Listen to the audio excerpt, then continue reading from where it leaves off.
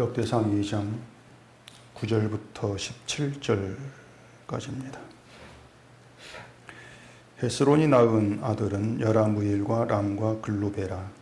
람은 암미나답을 낳고 암미나답은 나손을 낳았으니 나손은 유다 자손의 방백이며 나손은 살마를 낳고 살마는 보아스를 낳고 보아스는 오벳을 낳고 오벳은 이세를 낳고 이세는 맏아들 엘리압과 둘째로 아비나답과 셋째로 시므아와 넷째로 느다넬과 다섯째로 랏대와 여섯째로 오셈과 일곱째로 다윗을 낳았으며 그들의 자매는 수르야와 아비가일이라. 수르야의 아들은 아비새와 요압과 아사일 삼형제요 아비가일은 아마사를 낳았으니 아마사의 아버지는 이스마엘 사람 예딜이었더라. 아멘. 기도하겠습니다. 이스라엘에 이어져 온 계보를 통해서 이 땅에 하나님의 백성이 어떠한 방식, 어떻게 존재하게 되었는지 그 내막을 알기를 원합니다. 하나님이 일하신 그 내막을 통해서 신자란 존재의 신비성, 그 엄청난 은총을 깊이 깨닫고 신자 됨으로 감사하는 저희가 되게 하시옵소서. 예수님 이름으로 기도합니다. 아멘. 사도 바울이 복음을 전할 때에 복음만 얘기한 것이 아니고 빼놓지 않고 같이 말한 것이 다른 복음입니다. 십자가를 얘기할 때도 십자가만 말한 것이 아니고 다른 십자가를 회방하는 것이 무언가, 이걸 반드시 같이 얘기를 했고, 또 믿음을 얘기할 때에도 믿음이 아닌 것, 그것을 같이 얘기를 했죠. 이것이 성경의 하나의 구조라고 할 수가 있는데, 성경이 생명을 얘기할 때는 생명만 얘기한 것이 아니고 죽음까지 같이 얘기를 합니다. 그 죽음 속에서 생명이 어떻게 존재하는지, 또 생명이 무엇인지, 그런 걸 얘기하기 때문에 이 복음을 얘기할 때에도 이 다른 복음을 같이 얘기하지 않을 수가 없는 거예요. 왜 그런가 하면은 이 다른 복음이 무엇인가를 같이 얘기를 해주지 않으면은 복음으로 이제 알고 있는 기존에 내가 알고 있는 나의 것, 그건 그대로 두고 바울이 전한 복음을 받아들인단 말입니다. 그러니까 기존에 알고 있는, 내가 알고 있는 것도 이제 복음이고, 또 바울이 전한 것도 복음이다.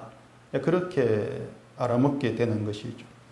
그렇게 되면은 그 복음을 들으면서 그 복음이 다른 복음을 믿고 따르는 나의 어리석음을 치고 드러낸다. 그 사실을 눈치채지를 못하게 되는 것입니다. 이 사람이 복음을 듣는다고 해서 내가 알고 있던 것이 복음이 아니구나, 다른 복음이구나, 내가 어리석었구나, 그렇게 자기를 어리석은 자로 깨닫게 되고 다른 복음을 따라가 나는 저주받을 자, 그렇게 자기를 부인하는 그런 길로 나아가지를 않습니다. 늘 내 것 간직해 놓고 또 듣는 것을 받아들이면서 결국은 섞여버리는 것이죠.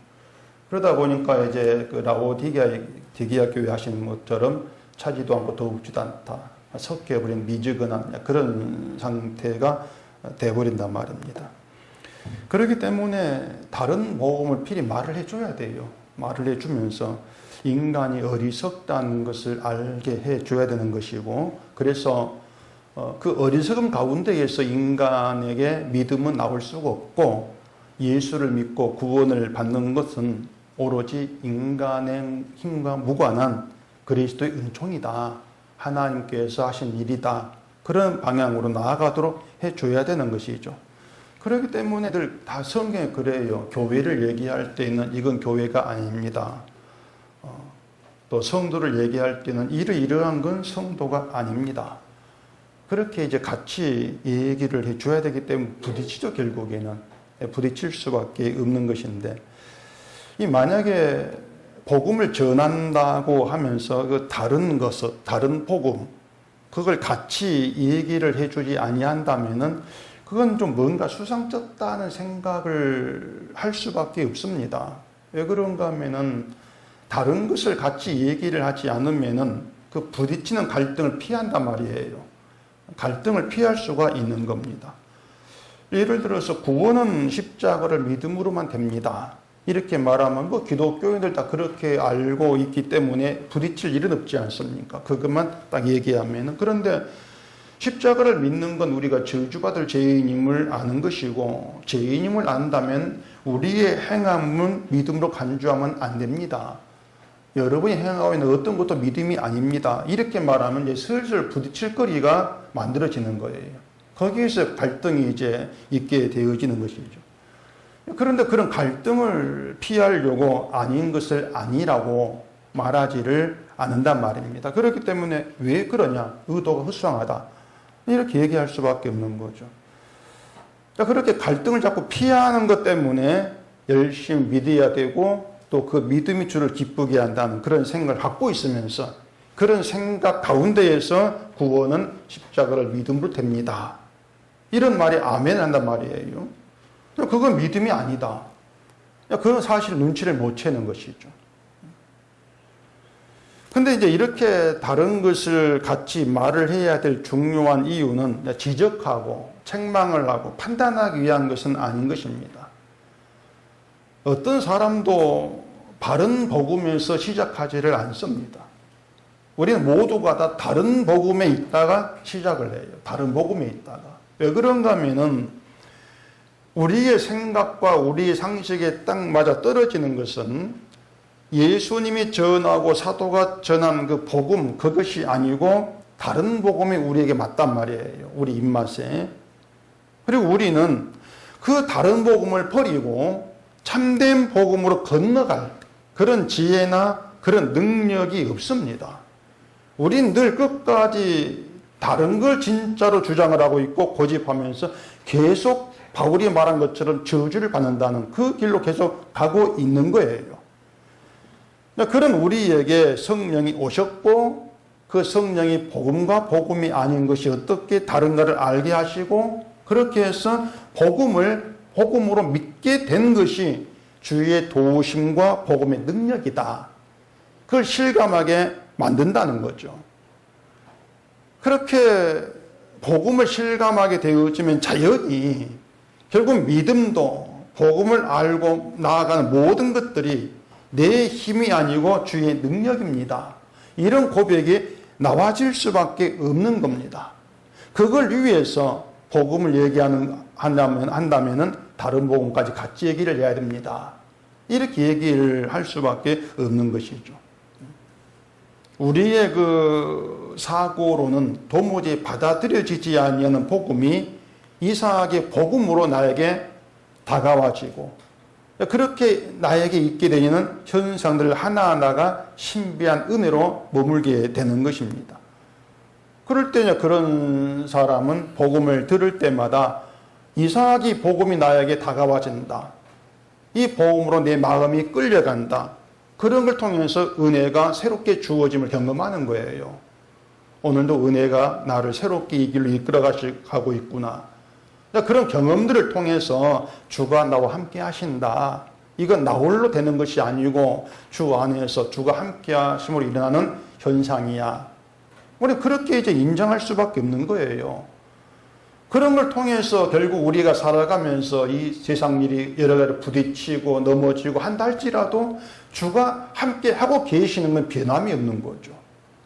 그게 견고함이란 말입니다. 신자의 견고함이란.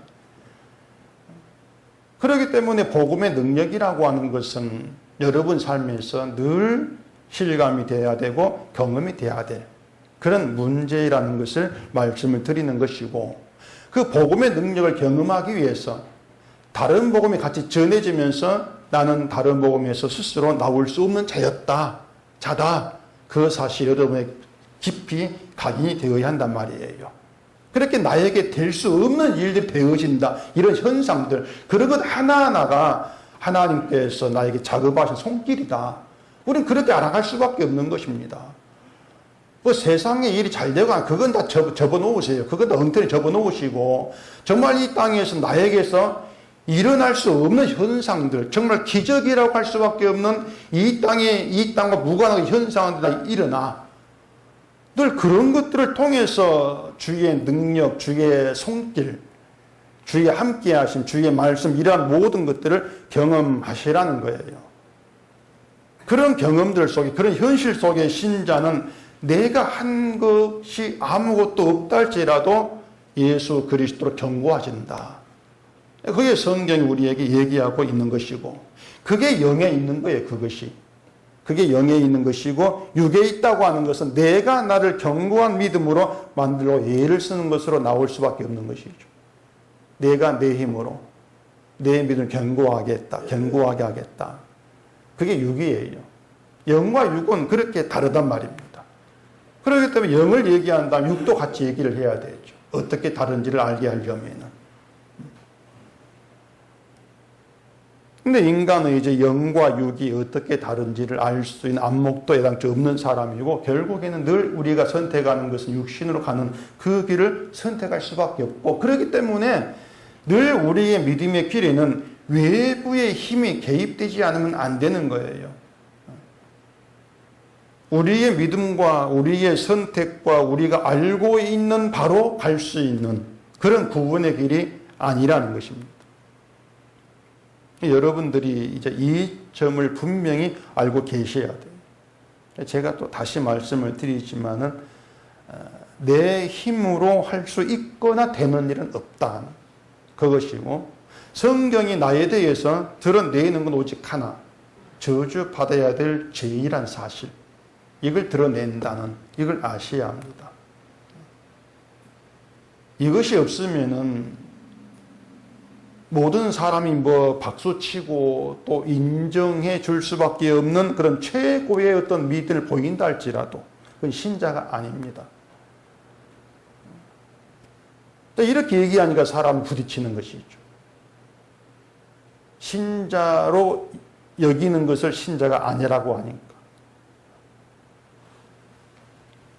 그런데 제가 말씀을 드리고자 하는 것은 우리가 복음과 복음 아닌 것이 어떻게 다른가를 알게 되어지는 것, 그리고 바울이 사도가 전한 그 복음을 참된 복음으로 받아들여지게 되어지는 것, 이러한 일을 하나하나가 우리가 뭐 스스로 깨달아서 되는 것이 아니고 하나님의 일하심이 있어서 발생된 놀라운 기적의 사건들의 연속이다. 그렇게 보자는 것이죠. 그렇게 되면 다른 데서 하나님의 일하심을 찾을 이유가 없는 거예요. 다른 데서. 우리 자체가 하나님 일하심 열매로 늘 그렇게 드러나고 있는 것이기 때문에 다른 데서 찾을 이유가 없는 것이죠. 그래서 신자라고 하는 것은 복음을 알게 된 그런 가운데에서 하나님을 내가 제대로 알게 되었다는, 복음을 인해서 십자가의 그 내막, 생명이 무엇인지, 어떻게 내가 하늘에 연결된 그런 자로 머물게 되어지는 것인지 그 모든 걸 알게 되었다는 그것이 기쁨이 되고, 그 기쁨을 품고 살아가는, 그게 그리스도의 사람이다, 성도다, 그렇게 설명이 될 수가 있는 거예요. 그렇기 때문에 여러분들은 이제 어떤 복음을 듣고 알고 또 예수를 믿는 그 일에 있어서 여러분 자신은 일단 불가능한, 아무것도 될 수 없는 불가능한 그런 존재로 놓고 시작을 하셔야 합니다. 그게 맞는 거예요. 지난 주일에 말씀을 드렸던 그 다말이 유다에게 베레스와 세라를 낳아 주었다, 이러한 얘기도 그런 의미의 이제 내용이었거든요. 족보가 지금 그 얘기를 하고 있는 거예요. 다말은 유다가 그때 살고 있던 가나안 지역의 여자라고 그랬죠. 이방 여인이라고. 이스라엘 족보는 하나님의 약속을 받은 족보인데, 하나님의 약속을 받은 이스라엘의 족보가 시작부터, 그건 시작이잖아요. 다말 이야기 시작인데 시작부터 외부 사람인 이방 여자의 덕을 보고 시작한단 말입니다. 이방 여자 복을 받아요. 지난주에 그 내막을 말씀을 드렸으니까 다시 말씀드리지 않겠는데, 그 다말을 통해서 드러났던 것은 유다가 내가 잘못했구나, 다말이 의롭구나, 그게 드러났다고 했죠. 유다는 하나님이 그 두 아들을 죽일 때까지만 해도 이것은 다 다말 때문이다, 그렇게 생각을 하고 있었습니다. 다말로 인해서 두 아들 죽었다. 그래 셋째 아들을 보호하려고 다말을 친정으로 보낸 것인데, 결국 그 때문에 다말이 창녀로 변장해서 유다 동침을 하고, 아이를 가진 다말로 인해서 유다는 모든 것이 자기의 죄로 인한 것이었구나, 이걸 알게 된단 말입니다. 다말로 인해서 죄를 알게 되죠. 그런데 유다가 잘못했죠. 유다가 잘못한 걸 생각하면은 유다의 장자 후손은 끊어져야 돼요. 끊어져야 되는데, 그건 결국 유다의 장자 후손이 끊어진다는 것은 하나님의 약속에서 끊어진다, 이걸 의미하는데, 근데 다말이 유다에게 베레스와 세라를 낳아준 그 덕분에 후손이 이어져 간단 말입니다. 다말 덕분에. 다말로 인해서 유다 가문이 있게 되어진 거예요. 그런데 여러분 생각에는 누구의 행위가 더 이해가 되냐고 하는 거죠. 자, 여러분이 그 다말 이야기를 아예 모른다 치고 그 다말 이야기를 들으시면은 누가 이해가 되겠습니까? 아마 유다가 더 이해가 될 거예요. 나 같아도 다말 친정 보내겠다. 여자가 잘못 들어와가지고 큰아들 둘째 죽었는데, 그런 여자 그 아내를, 그 며느리를 친정으로 나 같아도 보내겠다. 아마 그런 반응을 하기가 쉽단 말입니다. 오히려 다말이 시아버지와 동침을 해서 아이를 낳았다, 어떻게 그런 일이 있을 수 있어, 이해를 못하겠다. 우리는 그렇게 반응하게 되겠죠. 유다도 마찬가지입니다. 다말이 있어야만이 장손 대가 끊어지지 아니한다, 그게 사실인데 유다는 그걸 중요하게 생각한 것이 아니었어요. 다말이 없어야만이 네 남은 아들 안 죽어, 그것만 중요했죠. 장자의 후손은 관심이 없었던 거예요. 결국 이런 유다의 잘못으로 인해서 다말이 희생을 한 거죠. 창녀로 변장을 하는. 그리고 유다 가문은 세 아들 중에 살아남은 셀라가 아니고 다말이 유다에게 낳아준 베레스와 세라, 이 두 아들 쌍둥이인데, 그 쌍둥이 중에 베레스로 이제 유다 가문이 이어진단 말입니다. 그래 다말이 아니었다면은 베레스는 있을 수 없는 것이고 가문의 대는 끊기게 되어진 거죠. 근데 베레스와 이 세라가 태어날 때에도 재밌는 그 이야기가 있습니다. 그 창세기 38장을 보십시다. 창세기 38장 28절입니다. 해산할 때에 손이 나오는지라 산파가 이르되 이는 먼저 나온 자라 하고 홍색실을 가져다가 그 손에 매었더니 그 손을 도로 들이며 그의 아우가 나오는지라 산파가 이르되 내가 어찌하여 터뜨리고 나오느냐 하였으므로 그 이름을 베레스라 불렀고 그의 형 곧 손에 홍색실 있는 자가 뒤에 나오니 그의 이름을 세라라 불렀더라. 세상에 어떻게 아이가 이렇게 태어난 일이 있겠습니까? 성경이 이상해요. 세상에 없는 일을 지금 이 성경이 얘기를 하고 있단 말입니다. 해산할 때 베레스와 세라 쌍둥이인데 세라의 손이 먼저 나와요. 그래 산파가 그 먼저 나온 세라의 손에 홍색실을 맵니다. 네가 형이다. 근데 그 손이 도로 들어가고 베레스가 먼저 나와버린단 말입니다. 그래서 이름을 해치고 먼저 나왔다, 이런 뜻으로 베레스라 이렇게 불렀다는 거죠. 이 베레스와 세라이 말고 쌍둥이로 태어난 형제가 또 있죠. 누굽니까? 에서와 야곱이 쌍둥이로 나오죠. 그 에서와 야곱이 쌍둥이 나올 때 상황은 또 비슷해요. 에서와 야곱 이들이 태어나기도 전에 뱃속에서 싸웁니다. 뭐 치고받고 싸우진 않았겠죠. 싸워요. 에서가 먼저 나오는데 뒤에 나온 야곱이 지지 않으려고 에서의 발꿈치를 붙잡고 나오더란 얘기입니다. 내가 먼저 나가겠다. 이렇게 태어날 때부터 야곱은 못된 모습 보입니다. 아주 못되죠. 못된 모습 보이는데 하나님은 그런데 그 아주 못된 모습 보인 야곱을 사랑하고 에서를 미워한다. 그리고 야곱을 통해서 아브라함의 약속을 이어가신다는 얘기예요. 그 못된 야곱을 통해서. 그리고 베레스와 세라도 같은 모습 보인단 말이에요. 세라가 손을 도로 들인 것이 베레스에게 네가 나가라 양보한 건지 모르겠고, 또 베레스가 집어 당겨가지고 도로 손을 집어넣은 건지 모르겠는데, 뭐 가나나이가 그렇게 한 거였겠습니까? 어쨌든 나온 모습 보면은 베레스 같은 못됐어요. 못됐잖아요. 야곱과 상황이 같단 말이에요. 내가 먼저 나가겠다. 내가 장다되겠다. 그런 어떤 욕구, 욕망, 그걸 지금 표출하고 있는 그런 내용이란 말입니다. 그런데 유다 가문이 그 못되게 보인 베레스로 이어진단 말이에요. 세라가 아니고, 에서가 아니고 야곱인 것처럼. 그러니까 우리가 어찌 보면 참 거룩하고 존귀하다 이렇게 말할 수 있는 것이 약속의 가문. 그렇게 볼 수가 있는데, 그 약속의 가문이 우리가 볼 때 아주 못된 성향의 그런 인간으로 이어져 간다. 그걸 통해서 어떤 그 가문 존귀함, 그 거룩을 나타내고 있다. 그게 우리에게 상식에 안 맞다는 얘기예요. 이상한 일이죠. 이왕이면 좀 성격 좋고 또 가문 어떤 자존심을 세워줄 수 있는 그런 인물을 세워가지고 이어가게 하면 얼마나 좋겠냐 말입니다.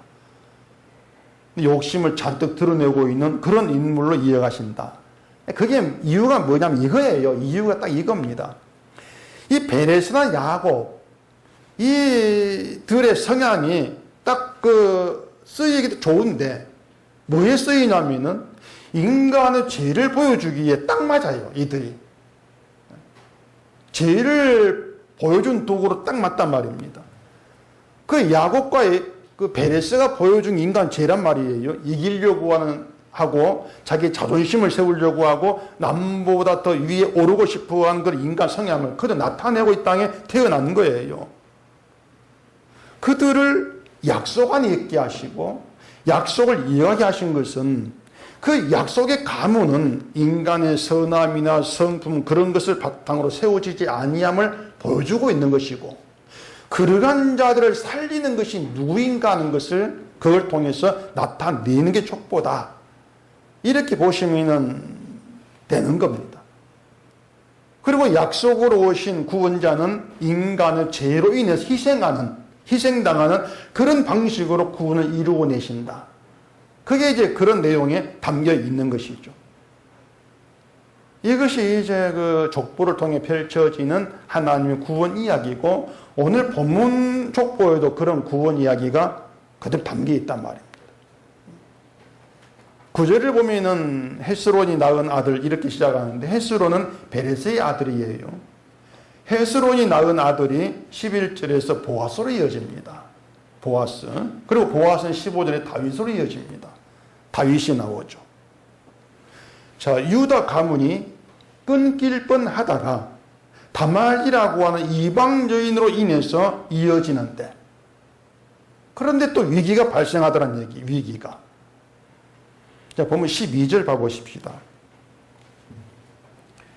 보아스는 오벳을 낳고, 오벳은 이새를 낳고, 이새는 맏아들 엘리압과 둘째로 아미다답과 셋째로 시므아와 넷째로 느다넬과 다섯째로 라떼와 여섯째로 오셈과 일곱째로 다윗을 낳았으며, 자, 이렇게 되어 있습니다. 보아스가 오벳을 낳습니다. 오벳은 다윗의 조상이죠. 이 보아스가 오벳을 누구에게서 낳은지 아십니까? 네, 룻이죠. 룻이라고 한 여인인데, 룻도 모압 여인이에요. 이방인이란 말입니다. 다윗이 이방인 모압 여인의 후손이 되는 셈이에요. 그런데 이렇게 다윗이 출생하게 된 이야기가 간단치가 않습니다. 이제 룻기로 들어가 보십시다. 룻기 1장입니다. 룻기 1장 1절. 사사들이 치리하던 때에 그 땅에 흉년이 드니라. 유다 베들레헴의 한 사람이 그의 아내와 두 아들을 데리고 모압 지방에 가서 거주하였는데, 그 사람의 이름은 엘리멜렉이요 그의 아내의 이름은 나오미요 그의 두 아들의 이름은 말론과 기럐이니 유다 베들레헴 에브라 사람들이더라. 그들이 모압 지방에 들어가서 거기 살더니, 이렇게 룻기가 시작을 합니다. 자, 엘리멜렉이란 사람이 유다 베들레헴에서 살고 있었습니다. 근데 그 땅에 흉년이 들어서 아내와 두 아들을 데리고 모압 지방으로 이제 살기 위해서 간단 말이에요. 모압이 뭐 좋아서가 아니죠. 흉년을 피해서 어쩔 수 없이 간단 말입니다. 결국 말하면 하나님께서 흉년을 들어서 그 엘리멜렉이란 그 집안을 모압으로 가게 했다. 이렇게 보시면 되는 문제죠. 자, 다시 룻기서 4장 가보십시다. 룻기 펴놓으세요. 좀 몇 번 볼 거니까. 룻기 4장 18절입니다. 베레스의 계보는 이러하니라. 베레스는 헤스론을 낳고 헤스론은 람을 낳았고 람은 암미나답을 낳았고 암미나답은 나손을 낳았고 나손은 살몬을 낳았고 살몬은 보아스를 낳았고 보아스는 오벳을 낳았고 오벳은 이새를 낳고 이새는 다윗을 낳았더라. 이렇게 룻기가 베레스의 계보로 끝이 나요. 갑자기 베레스란 그 계보가 나온단 말입니다. 결국 룻기가 뭔가 하면은 다윗의 등장, 그리고 그 다윗을 등장시키기 위해서 하나님께서 하신 일, 어떻게 등장하는지, 그걸 룻기를 통해서 지금 우리에게 설명을 하고 있단 말이에요. 그러니까 우리 이걸 보면서 이런 생각을 해볼 수 있단 말입니다. 유다 베들레헴에 흉년이 없었다면 다윗이 출생할 수 있었겠냐고 하는 것이에요. 출생했겠습니까, 다윗이? 출생 안 했죠. 왜냐하면 모압에 가가지고 모압 간 것 때문에 모압서 룻을 만나서 그 룻 때문에 어쩌지 해가지고 다윗이 이제 후손 나오게 된 것인데, 모압까지 아니었으면 다윗을 출생할 이유가 없지 않습니까? 베들레헴에 살았을 거니까. 또 유다로 돌아올 때, 나오미 유다 돌아올 때에 남편 죽은 룻이 유다와 그 나오미와 함께하지 아니했다면 역시 또 다윗은 없어요. 베들레헴 돌아왔어도 보아스를 만나지 아니했다면 또 역시 다윗은 존재할 수가 없단 말입니다. 다윗이라는 왕도 없을 것이고, 다윗이 없었다면 예수님도 다윗 자손으로 오시지를 않았을 거란 얘기예요. 그러면은 다른 누군가의 자손으로 오셨을 것인데, 그렇게 되면은 예수님이 하나님의 약속으로 오시는 취지가 무너지게 된단 말이에요. 제가 지금 이렇게 말씀을 드리면서도 아주 많이 죄송한 이제 마음이 있는데, 여러분을 너무 이제 머리 복잡하게 하는 것이 아닌가 싶어서 그렇습니다. 복잡하죠. 다른 교회 가셨으면 이런 설교 뭐 듣자 될 건데, 뭐 하려고 오셔가지고 좀 복잡해. 어쨌든 죄송한데, 뭐 그렇지만 저는 또 어렵다고 그냥 넘길 수는 없는 것이고, 뭐 여러분도 그걸 각오하고 오셨을 거 생각하니까 계속 뭐 말씀을 드릴 수밖에 없습니다. 자, 족보에 다윗이 등장을 하고 예수님이 그 다윗 자손으로 오시는데, 그 다윗이라고 하는 인물 자체가 한 가문의 정상적인 혈통으로 이어지는 그런 과정을 통해서 등장하지를 않는다는 겁니다. 말씀을 드린 것처럼 다윗 위대한 왕인데 그 다윗 족보가 막 꼬여요. 막 다말 이방령이 들어오고 룻 이방령이 들어오고 그렇게 해가지고 다윗이 등장한단 말입니다. 족보만 놓고 보면은 다윗과는 별것 없어요. 그래서 다윗이 족보에 등장한 과정에는 유다라고 하는 혈통, 그 혈통이 없는 거예요. 혈통을 무시해버린 등장이란 말입니다. 이방 끼어 들어왔으니까 혈통이 무시되지 않습니까? 혈통이 의미가 없는 거예요. 그리고 또 사람의 뜻도 무시한 게 그 다윗 등장이에요. 만약에 사람의 뜻대로 흘러갔다면 다말이 베레스를 낳을 일도 없고 다윗도 없습니다. 다말이 유다를 만나서 유다와 동침하라고 베렛을 낳은 것은 그냥 인간 사람의 뜻 이렇게 볼 것이 아니죠. 하나님이 다말을 이렇게 이용을 하신 것이죠. 이러한 다윗 자손으로 예수님이 오신다면은 예수님에 의해서 새롭게 존재하게 된 성도, 예수를 말미암아 존재한 성도라고 하는 존재 역시도 혈통이나 사람의 뜻 다 관계없다는 거예요. 다 무시되고 순전히 예수님께서 약속으로 오셔서 피 흘려 죽으신 십자가로 인해서 존재하게 된 게 성도다. 이런 얘기가 된단 말입니다. 이게 하나님의 약속이라고 하는 거예요. 그게 하나님의 약속이다. 그래서 다윗 자손 이렇게 얘기하는 거예요. 우리 생각에는 아니 아무 자손이 어떻습니까? 오셔가지고 구원하면 되는데 이렇게 얘기하겠지만은 다윗 자손이 했을 때 그 다윗이 사람의 뜻이 아니고 혈통도 아니고 오직 하나님의 약속으로 존재하게 된 것처럼 예수님의 일하심도 약속 안에서 일하시는 것이고 성도라는 것도 인간 혈통, 인간 뜻이 아니라 약속이 존재하는 것이다. 그렇게 이해질 수밖에 없다. 그 말입니다. 그 말이 뭐냐면은 성도됨에 있어서 우리가 다 끌어내라 그거예요. 그 얘기를 하게 되어진다고 하는 것이죠. 그러니까 유다 가문이 어떻게 해서 후손이 끊어지지 않고 계속 이어졌고 그 이어진 가문에서 다윗 존재하게 되어지는가 이걸 보자 그런 얘기죠. 그걸 보자. 근데 요한복음 1장에서는 그런 얘기를 합니다. 또 1장 가고 요한복음 1장 보십시다. 요한복음 1장 10절.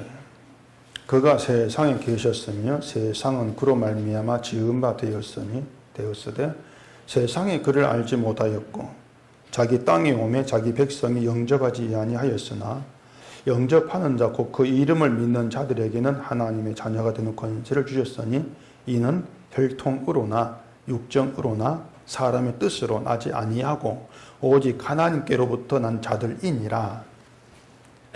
이렇게 얘기되고 있습니다.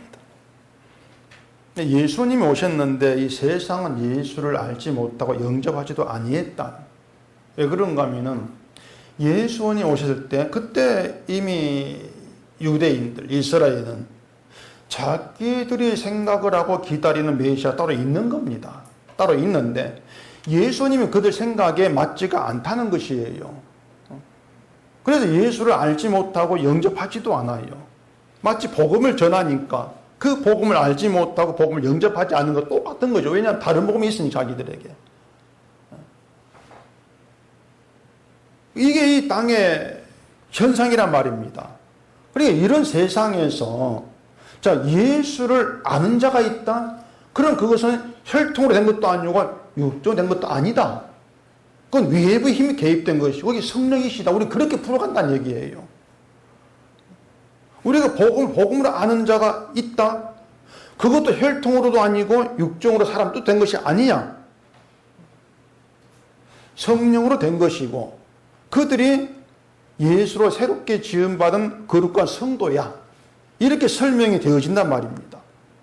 그러니 그게 성도라고 우리가 할 것 같으면은 성도라고 하는 것을 성도의 믿음을 자꾸 우리 인간을 근거로 해가지고는 얘기하지 않아야 한다는 것이에요. 성도라고 하는 것을. 그게 분명한 얘기라 그 말입니다. 그러니까 제가 말씀드린 그거예요. 약속이 말은 그거예요. 자꾸 인간을 것을 근거해가지고 얘기할 수 있는 것은 없다는 것입니다. 하늘에 있는 모든 것. 성도도 하나님으로 말미암았기 때문에 하늘로부터 주어져서 탄생하게 된 것이고 모든 게 하늘로부터 와요. 복음도 믿음도 모든 것이. 그건 이 땅에 있는 어떤 것도 근거로 해가지고 하늘의 것을 이해하려고 하지 말라는 것입니다. 그게 약속이 우리에게 선포한 내용이에요. 교회도 마찬가지고 믿음도 마찬가지고. 그렇다면은 지금의 교회들이 자꾸 눈에 보이는 걸 근거로 해가지고 이렇게 해야 성도면 이게 교회면 이렇게 나온다는 것은 잘못이 아니야 그 말이죠. 복음을 알지 못하고 다른 복음 붙들고 있으니까 그런 말이 나오는 것이고 교회를 모르니까 그런 말이 나올 수밖에 없단 말입니다. 그게 예수님이 오셨을 때에 예수를 영접하지 않은 세상의 모습 그대로라는 것을 보이고 있다고 하는 것이죠. 그러니까 누가 성도입니까? 이렇게 얘기해서 복잡하게 얘기할 생각할 거 없어요. 뭐 좋은 일을 하는가 몰라 이거 다 접어놓고 놓으시고 누가 성도입니까? 그럴 때 성도라고 하는 것은 자기를 근거로 해서 믿음을 얘기하지 않고 자기를 근거로 해가지고 예수를 보지 않습니다. 그냥 그렇게 아시면 간단한 거예요. 뭐 하나님 말씀을 실천해야 한다고 하고 뭐 믿는 착한 일로 영원 돌려야 된다 이런 모든 말들은 자기를 근거로 한 얘기들입니다. 그러니 바울 말대로 그건 복음이 아닌 것이고 믿음도 아닌 것이기 때문에 저주를 받는다. 그게 분명한 얘기가 될 수밖에 없는 것이죠. 다윗이라고 하는 존재 자체가 다윗이라고 하는 인간 자체가 사람의 뜻으로 되었다면 존재할 수가 없는데 나올 수가 없는데 하나님으로 인해 존재하게 된 것처럼 하나님의 사람 성도도 도무지 세상에 존재할 수가 없어요. 나올 수 없는 게 성도예요. 그런 성도가 하나님으로 인해서 하나님께로부터 나와 존재한단 말입니다. 하나님께로부터 나와서. 그래서 성도라는 것 자체가 기적이에요. 성도의 존재 자체가 기적이란 말입니다.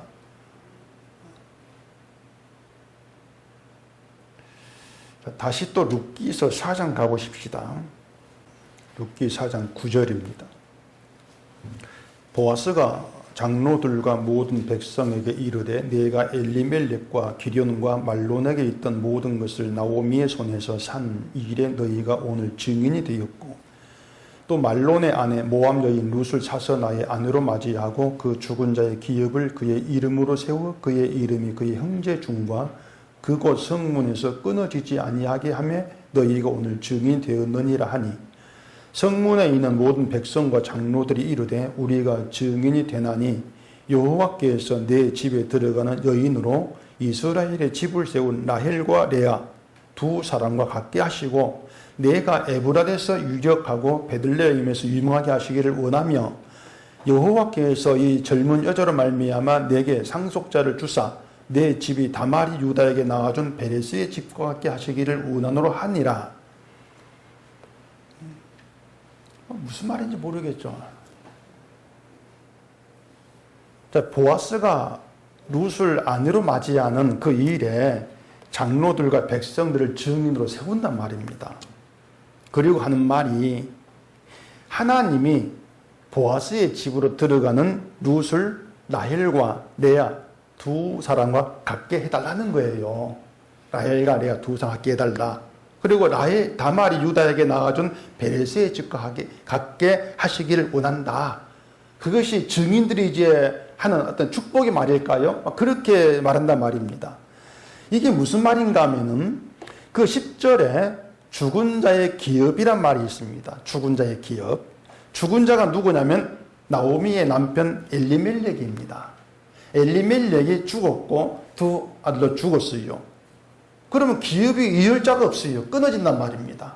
남는 건 며느리인데 나오미가 베들레헴으로 돌아오면서 오르바와 룻 두 며느리죠. 그 두 사람에게 자 너희 남편 나 죽었으니까 나 따라오지 말고 집으로 돌아가라고 합니다.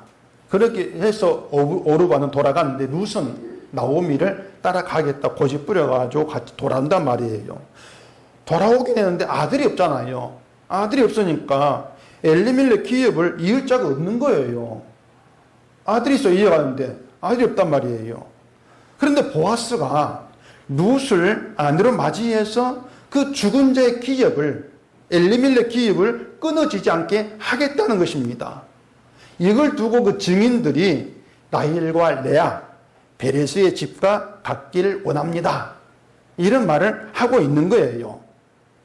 자, 라헬과 레아가 뭐냐면 야곱이 라헬과 레아를 통해서 12아들을 낳았습니다. 결혼했으니까 당연히 아들을 낳는 것은 뭐 당연한 게 아닌가? 그게 아니고 그 성경에 전에 얘기했죠. 하나님 태를 열어요. 태를 열어가지고 아들을 낳게 해요. 그러니까 12아들 모두가 다 하나님이 준 아들이에요. 아들을 못 낳던 라헬도 하나님이 태를 열어서 아들을 있게 한단 말입니다. 그러니까 12아들이 뭐냐면은 하나님이 준 기적의 아들들이란 말이에요. 기적의 아들들이다. 하나님이 줘가지고 야곱 집안 이어가는 거예요. 하나님 때문에. 그리고 베레스도 마찬가지로 다말 때문에 베레스 태어난단 말입니다. 다말 때문에. 있을 수 없는 아이가 다말 때문에 있게 되어진다는 얘기죠. 한마디로 말하면 라헬, 레와 12아들, 그리고 베레스, 이 모든 것은 인간으로 인해 존재하지 않고 있다는 겁니다. 인간으로 인해서 존재하지 아니한다. 인간에 의한 일이 아니라 뭐냐면은 하나님의 기적이다 그 말입니다.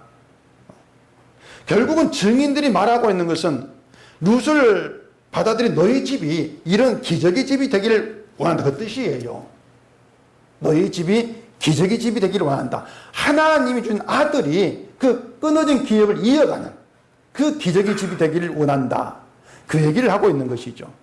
이게 뭐냐면 하나님의 약속에 담긴 기적을 얘기하고 있단 말이에요. 약속 자체가 기적의 세계란 얘기예요. 약속 자체가. 무슨 말인가 하면은, 우리를 통해서 얘기해 보십시다. 우리는 죽은 자입니다. 죽은 자고, 하늘로 연결된 것이 없어요. 끊어진 자예요. 하나님께로부터. 끊어졌고 죽은 자란 말입니다. 그런데 그 끊어진 우리, 죽은 자인 우리가 예수 그리스도께서 오심으로 있게 되어지는 거예요. 하나님 관계 이어지고 끊어진 우리가 하늘로 연결되어진단 말입니다. 이게 기적이라고 하는 것이죠. 예수님이 우리의 오심으로 인해서 예수님이 함께한 그 집이 기적의 집이 된 거예요. 그게 예수 아니란 말입니다. 그런데 예수와는 기적의 집이다. 신비의 집이다. 어떤 점에서 끊어진 우리가 하나님께로 연결되었다는, 있게 되었다는 그 점에서 기적이다. 그게 성경 이야기예요. 근데 그 기적에는 얘기한 대로 우리가 행한 우리의 것은 아무것도 들어간 바가 없다는 것이죠. 순수하게 하나님이 하신 일이고 예수께서 이루신 일이야. 그게 기적이라 했을 때에 그 기적의 집에 있는 게 성도라면은 제발 좀 성도를 얘기할 때는 인간을 빼냅시다. 다시 또 그 얘기란 말이에요. 인간의 것은 빼냅시다. 그게 성도됨입니다. 그 마태복음 1장 6절에 보면 마리아에게서 그리스도라 칭한 예수가 나시니라 이렇게 말했지 않습니까? 예수님이 마리아에게 성령으로 잉태되었는데 성령으로 잉태되어 가지고 태어난다. 이건 세상에 없는 방식이에요. 남자 없이 여자에게 성령이 개입해서 태어난 아이 없잖아요. 그런데 있습니다. 예수님 말고 있어요. 누구겠습니까? 그들이 바로 성도라는 거예요. 성도. 예수님에 의해 만들어진 게 성도인 것이고 세상 방식이 아니라 성령으로 인해 만들어진 성도인 것이고 그러니 예수님이 이 땅에 오신 방식 그대로 성도라는 게 존재한단 말입니다. 인간의 힘도 아니고 인간 수단도 아니고 하늘의 뜻으로 성령으로 존재한 성도. 인간이 개입되지 않고 순전히 성령으로 잉태되어서 세상에 존재하게 된 그들이 예수님으로 인해 존재한 성도라는 것이죠. 결국 성도라고 하는 것도 성령으로 잉태되었다 이렇게 말하면 돼요. 그게 성도인 거죠. 그래 예수님 마리아에게 성령으로 잉태되었다는 것은 아래에서 태어난 박혁거세 이런 사람처럼 신비한 탄생 이걸 의미하는 것이 아니고 세상에 없는 방식으로 오셨다. 그리고 성도 역시 그처럼 세상에 없는 방식으로 존재하고 만들어지는 것이다. 이걸 좀 제발 알자는 것이에요. 그렇게 했을 때 그럼 지금의 교회가 성도가 어떤 존재인가를 알겠습니까? 물으면 모릅니다. 진짜 몰라요. 오늘 설교 제목이 여자입니다. 웃은 거 보니까 트로트 노래 아신가 보는데 이 다말, 룻, 이방 여인으로 인해서 유다의 족보가 끊어지지 않고 다윗으로 이어졌고, 마리아에게서 예수님 오심으로 예수님 족보가 완성이 됐고, 여자예요. 여자가 들어와서 완성이 되어진단 말입니다. 예수님 희생으로 하나님의 인해 그 희생으로 끊은 족보가 완성이 되죠. 죽은 자가 살게 되어지는 것이고. 죄송하지만 룻기 4장 또 한 번 더 보십시다. 룻기 4장 16절. 나오미가 아기를 받아 품에 품고 그의 양육자가 되니 그의 이혼 여인들이 그에게 이름을 지어주되 나오미에게 아들이 태어났다 하여 그의 이름을 오벳이라 하였는데 그는 다윗의 아버지인 이새의 아버지였더라. 자, 오벳은 며느리 룻이 낳았습니다. 룻이 나오미에게 손자예요. 근데 이혼 여인들이 이름을 지어주는데 나오미에게 아들이 태어났다. 그래서 이름을 오벳이다 이렇게 지었다는 겁니다. 나오미가 낳은 아들이 아닌데 나오미에게 아들이 태어났어. 축하한다는 얘기예요. 룻의 아들을 두고. 이건 실제로 나오미가 오벳을 낳았다 이런 뜻이 아니고, 부모가 자식의 덕을 보는 것처럼 아들로 인해서, 룻이 낳은 오벳으로 인해서 나오미가 덕을 본다는 겁니다. 그 나오미가 덕을 보는 게 뭐겠습니까? 아까 얘기한 대로 끊어진 기업이 이어지는 거예요. 끊어진 기업이 이어진다. 기업은 아들이 이어간다. 이러한 점에서 나오미에게 아들이 태어나서 너 끊어진 기업을 이을 아들이 나왔네? 그렇게 축가를 하고 하는 거예요. 오벳이라는 이름은 섬기는 자 그 뜻입니다. 결국 오벳은 섬기는 아들로 온 것이고, 오벳의 섬김으로 끊어진 기업이 이어지고 나오미가 산다. 그 얘기를 여기 하고 있단 말입니다. 예수님이 바로 그런 분으로 오신다는 얘기예요. 예수님의 섬김으로 하나님에게서 끊어진 자가 살게 된다 그 말입니다. 예수님의 섬김으로 살게 되어지는 것이지 우리가 섬교해서 그 덕분에 살게 되는 거 없다 그 말이에요. 순전 예수님의 섬김이다. 우리는 죄 지는 것밖에 없고 우리가 예수 희생으로 몰고 가는 거예요. 그러니까 예수님 우리 죄로 인해 섬김으로써 끊어진 우리를 살려주는 것이니까 제발 너희가 그 어떤 약속을 얘기할 성도됨을 얘기할 때 너희는 끼어들지 말라 그 말이죠. 끼어들지 말아라. 그렇게 끼어들지 말라고 막는 게 다말이고 룻이에요. 여자예요. 다말 이야기 있고 룻 이야기 있는 것은 너희는 끼어들지 마. 그 뜻이란 말입니다.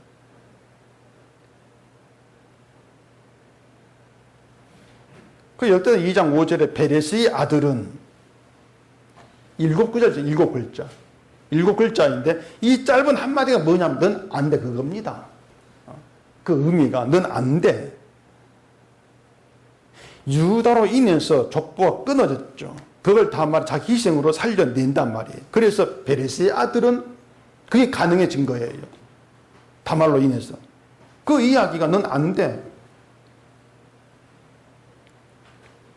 오벳을 낳고 이새를 낳고 다윗을 낳고 이것도 룻이 없으면 안 될 일이었죠. 그 룻이 돌아가라는 나오미의 말을 거절하면서 어머니 하나님이 나의 하나님 되신다 이렇게 말합니다. 나오미에게 이방 여인이 남편도 없이 유다 베들레헴 가면은 여러 가지로 힘듭니다. 이방 여인이 남편도 없는데 그런데도 어머니 하나님이 나의 하나님 그러면서 따라간다는 얘기예요. 어머니 하나님이라 말하지만 사실 나오미의 하나님 하신 일은 나오미의 남편 아들들 죽여버립니다. 그게 나오미의 하나님이에요. 복을 주고 잘 살게 하는 하나님이 아니에요. 나오미의 인생을 힘들게 하나님이에요. 그게 나오미의 하나님이에요. 그래서 나오미가 고향에 돌아와가지고 전능자가 날 심 괴롭혔다 이렇게 말합니다. 징벌했다고도 하고. 근데 룻은 나오미 함께 하면서 그 하나님을 함께 봤는데 함께 했는데도 어머니 하나님이 나의 하나님이 됩니다. 따라간다는 얘기죠. 결국 룻은 나오미가 남편 아들 다 죽는 아픔을 겪었다 해도 그걸 하나님이 나오미를 떠난 것으로 안 보는 거예요. 여전히 함께 하신다.